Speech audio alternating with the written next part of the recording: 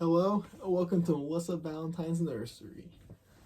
Now today, we got some babies over here.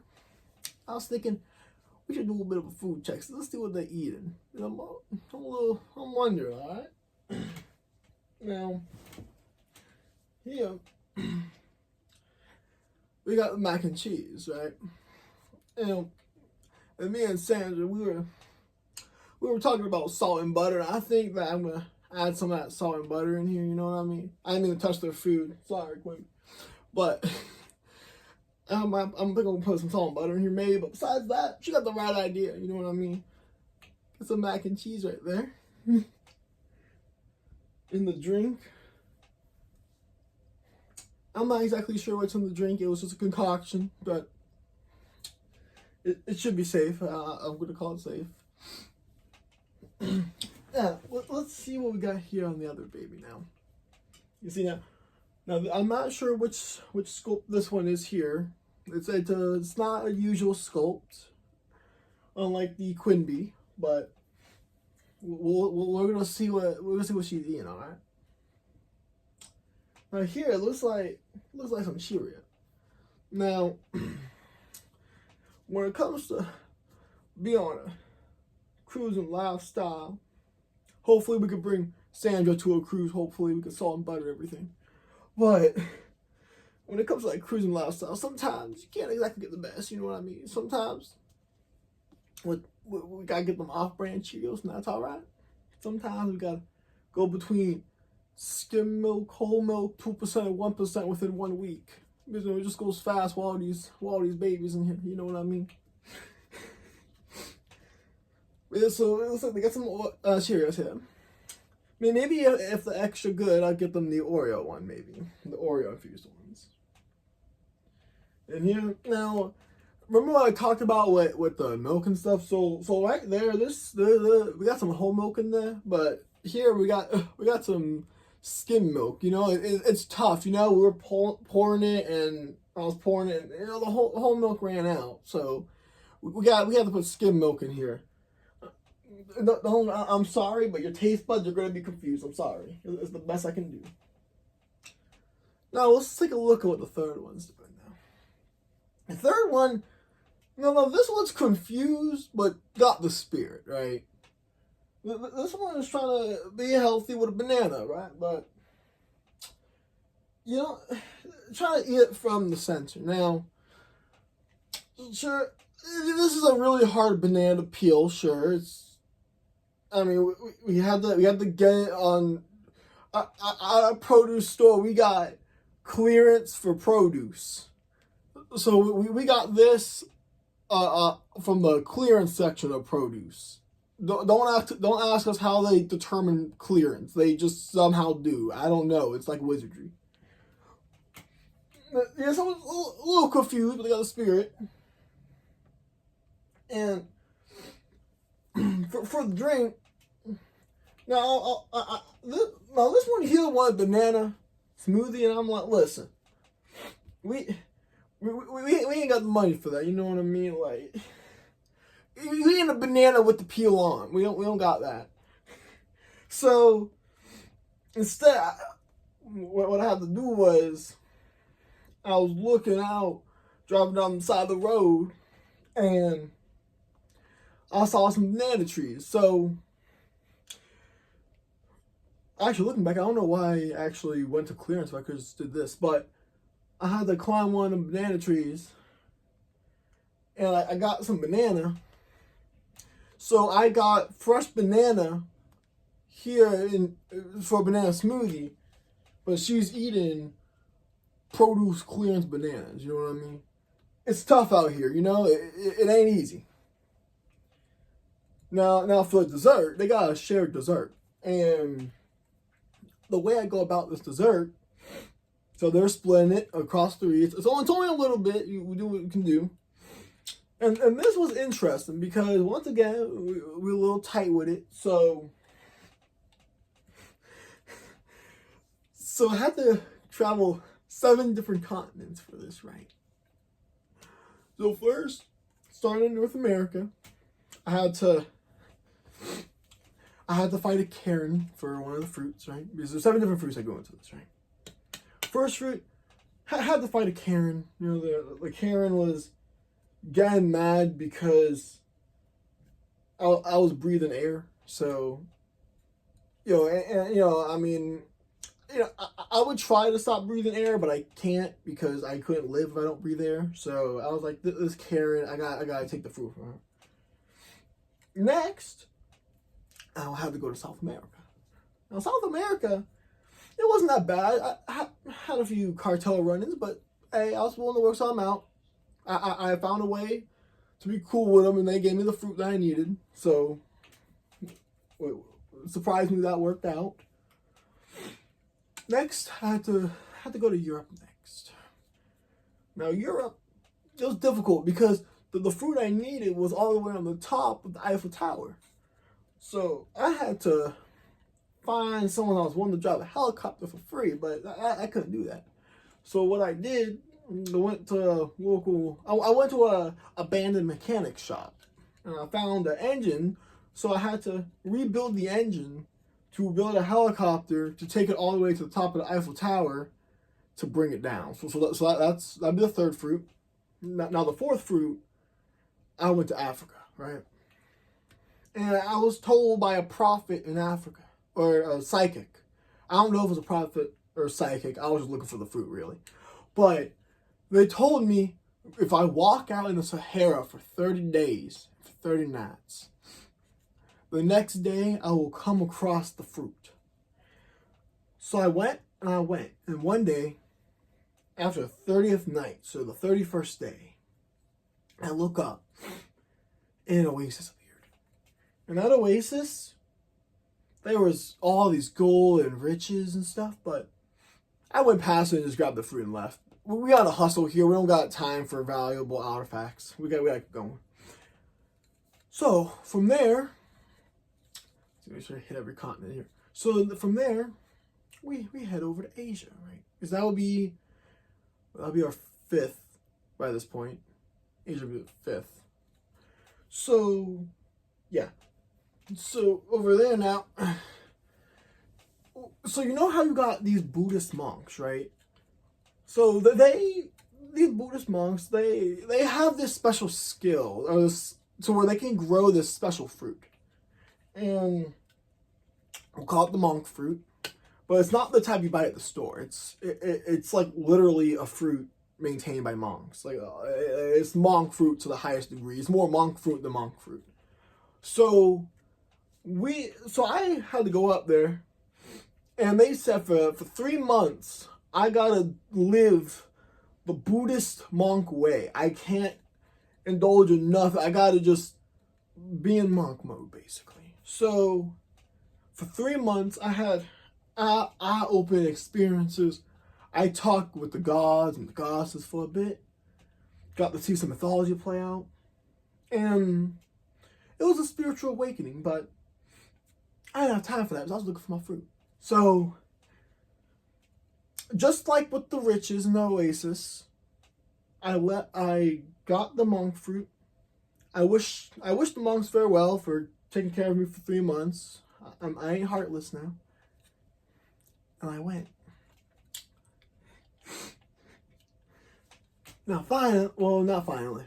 So next we go to Oceania, like around where Australia is. Now in Australia, these babies are very lucky because, you see, in my nursery, I take very good care of my babies in my nursery. And they had these big human-sized spiders in Australia.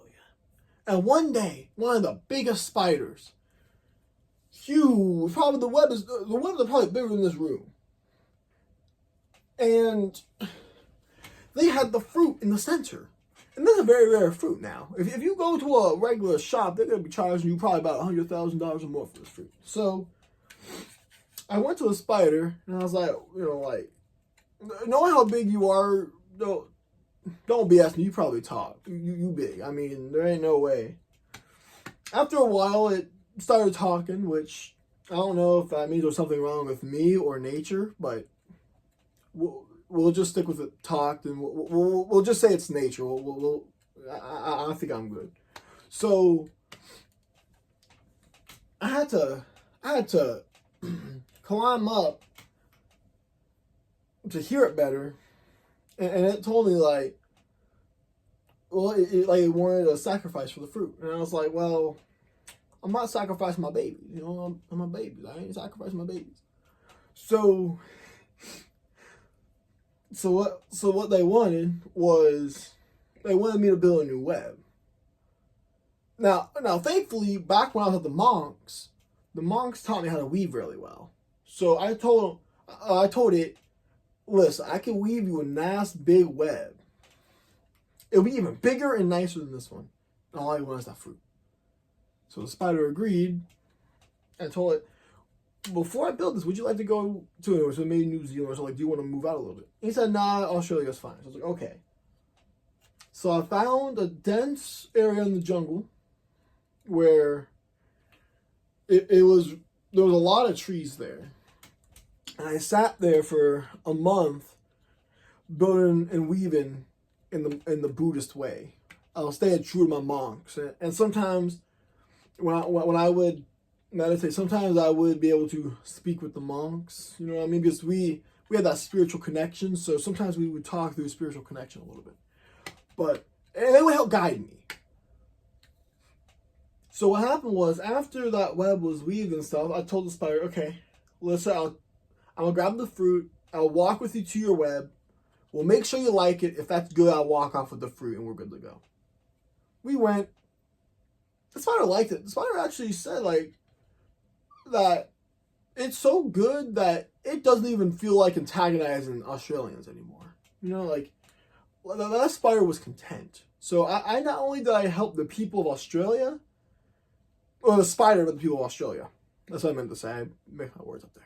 So I'm very glad that worked. But I didn't have time for that. Because once again, these babies are hungry right here. So I gotta get them dessert. So I go from Australia, and I'm like, I gotta go to Antarctica. That's my last location. Antarctica. So I head over to Antarctica, and well, it's very snowy, you know, but I guess it's just because of the cold. And the Buddhists, like, on my last day of Australia, the Buddhists did advise me that I should change my clothes before I go to Antarctica. And I did. I put some on that's a lot comfier, a lot more insulated. And I saw the polar bears, penguins, I saw all them things over there, and the seals. Well, I was kind of wondering, you know, where was this fruit? Because this is, like, you know, it's a cold, barren area. Like, where's the fruit here?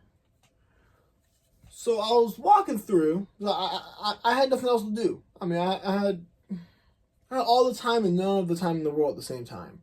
So I started walking through Antarctica, and I saw these researchers, and they somehow managed to tame a polar bear, and they were playing with the polar bears. I'm like, well, so can you tell me about this area? Because I'm looking for a fruit that grows here, and the scientists were looking at me like I'm crazy. I'm like, I'm telling you, I know there's a fruit here. It's the last continent.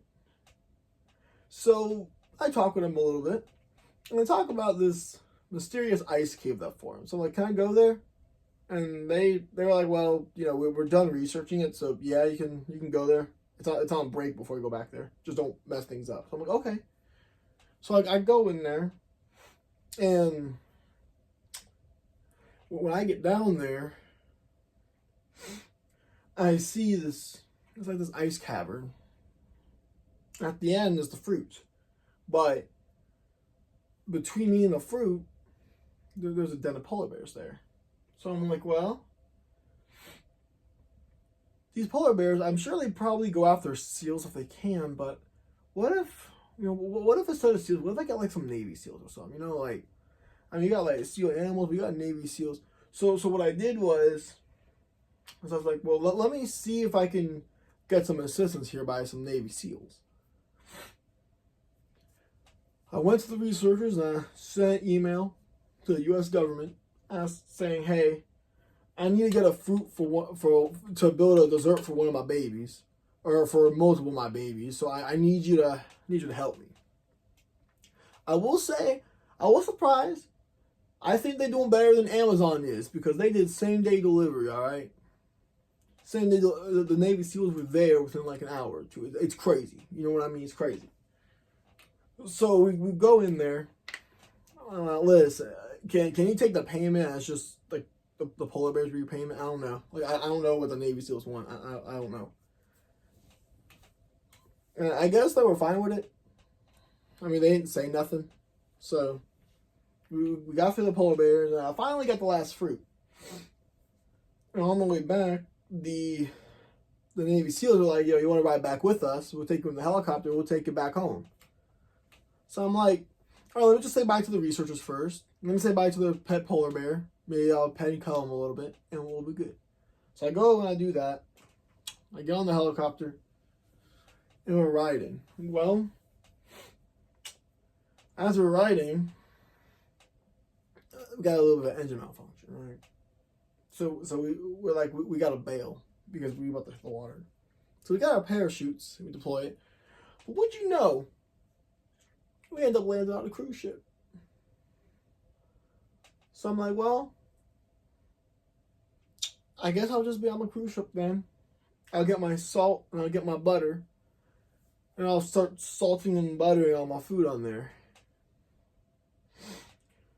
Now, when we got to port, we finally got to port. I was charged, a few $1,000s, but hey, my babies need their fruit. You know what I mean? Because I don't want my babies to have to keep eating from the produce clearance section. So we committed to this. But now I got another problem now, because I'm on the West Coast and I gotta get back to the East Coast. So I'm thinking to myself, I got these fruits. I just basically crashed the cruise.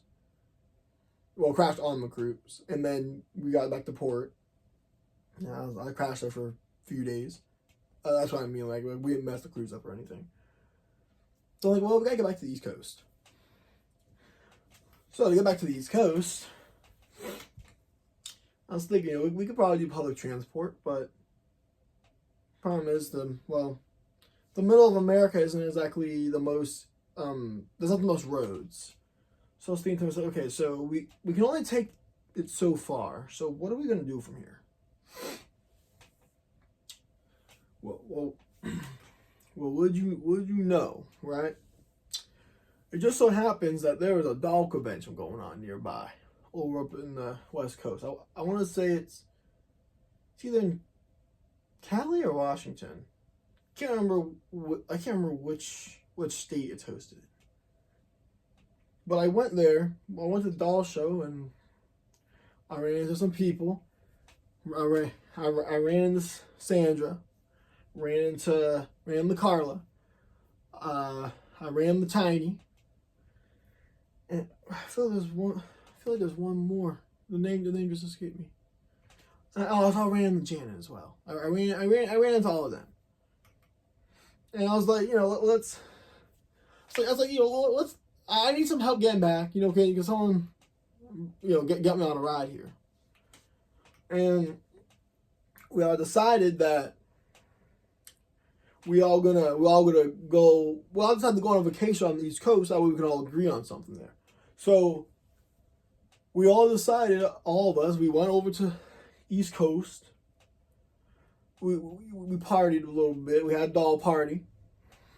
And now this is afterward. Because now, a few days ago, we had a doll party. It was wild. The babies were chugging their baby bottles. It was wild, bro. I'm telling you.